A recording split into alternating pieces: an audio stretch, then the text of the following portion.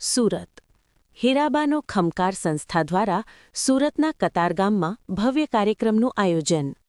દીકરીઓના ઉત્થાન માટે છઠ્ઠા ચરણમાં ચેક વિતરણ કાર્યક્રમ યોજાયો।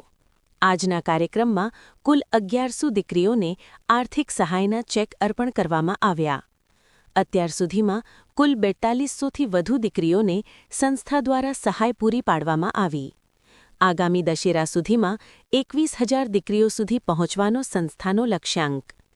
શાસક પક્ષના નેતા શશીબેન ત્રિપાઠી ઉપસ્થિત, ધારાસભ્ય પ્રફુલભાઈ શિરોયા અને સામાજિક અગ્રણીઓએ કાર્યક્રમમાં આપી હાજરી।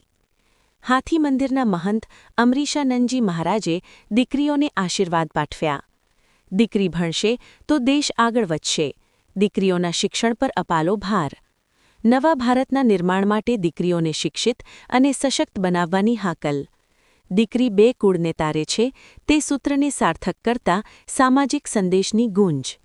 રિપોર્ટર નૈતિક રેશમવાળા, સુરતથી। આપનો પરિચય અને આપની સંસ્થાનો પરિચય। મારું નામ દેસાઈ પિયુષ છે। હું હીરાબાનું ફાઉન્ડેશન ચલાવું છું।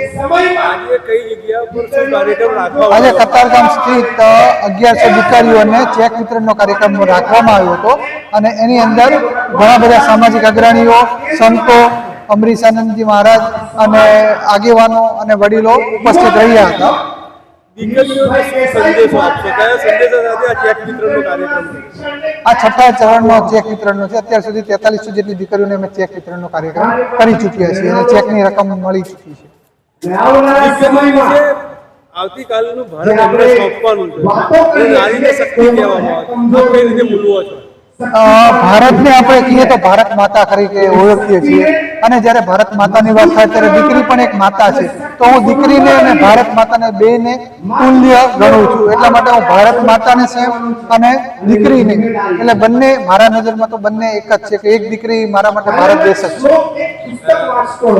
બીજા સમાજના મોભીઓને શું સંદેશો આપશો? મોભીઓને એવો સંદેશ આપવા માંગુ છું કે આપણે સાથે મળીને ખભાથી ખભા મળાવી અને દીકરીઓને આગળ વધારવા અને એને પ્રોત્સાહન આપી અને એને સ્કૂલ અને એજ્યુકેશનમાં મદદરૂપ બનીએ।